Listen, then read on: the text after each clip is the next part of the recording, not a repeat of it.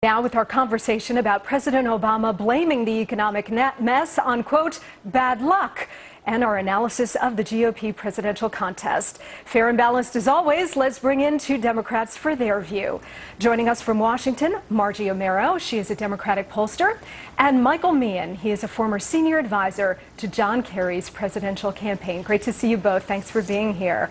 Thanks for having me. You bet. Michael, let me begin with you. Thousands of people lined up yesterday in Atlanta at a jobs fair, braving the suffocating southern heat in their suits and their heels, just trying to get some face time with somebody who might give them a job.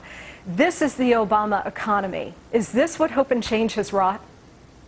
Well, I think the economy's in rough shape because obviously the job numbers are in rough shape, and that's where people are hurting. I think the number's probably even higher than what you said in your intro in terms of people out of work. And the trouble is that the corporate America is sitting on a bunch of cash on their balance sheets, and they're not willing to hire because there is a lot of volatility in the stock market. So, I mean, I struggle that the president is getting the responsibility of the bad times and the good times, and all presidents do.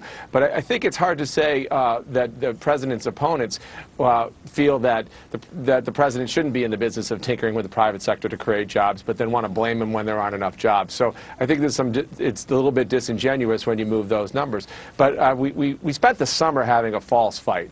The Tea Party decided to have an argument with the Congress about a debt ceiling limit, which gets raised all the time, about making tough decisions about spending cuts. And they didn't spend the summer figuring out how to get the economy moving again and getting jobs back on. And so that's why people are so ticked off. But Michael, aren't you willing to at least concede that the massive amount of spending that this administration and the Democrat Congress until just a couple of months ago has done in adding $4 trillion to the national debt has produced nothing but bad economic news, high unemployment, housing a mess, inflation rising, non-existent GDP growth? I mean, for all of these trillions that have been pumped down into the system by the Fed and spent by this government, we are in a miserable economic situation, and yet the president doesn't seem to want to take any of the blame or any of the responsibility for this.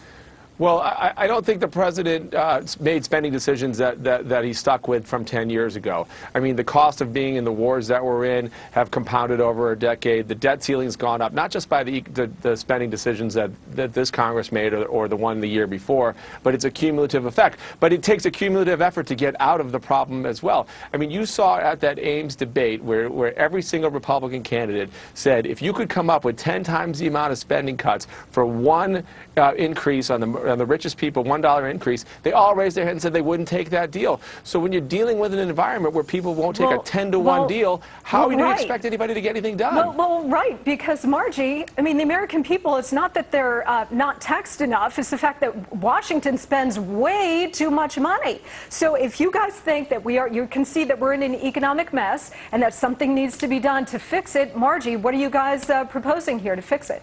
Well, I think the American people see a real difference between blame and responsibility.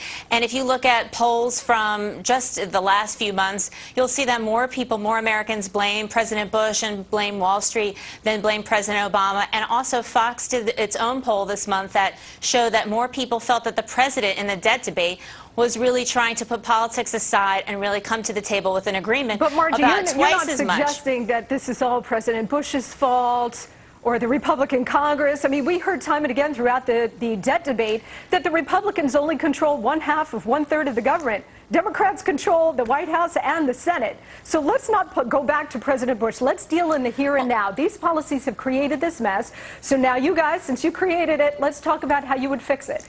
Well, I think there are a few things. One, these aren't my words. These are the words of the American people in poll after poll after poll. And I think President Obama said a few times, and I agree, and I think Michael would agree, that the buck stops with him. I mean, he is ultimately, voters are going to hold him responsible for the economy. But I look back, and I remember 2008, and before Obama was elected, before he took office, and you had banks closing, you had insurance companies failing, you had car companies that are about to go under. But we're not dealing in the past, Margie. We're dealing in the here and now, well, those and tomorrow issues are still, and the future, and that's what the election is going to be about.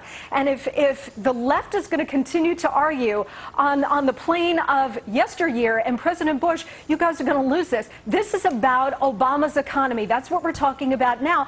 And if the only solution that you guys have, Michael, is to spend more, I'm telling you, you're going to lose next year. The American people I didn't hear have had Michael it with say spending. that. Well, give me your solution. You guys have not offered me a solution yet. What is your solution to the jobs crisis and the debt crisis?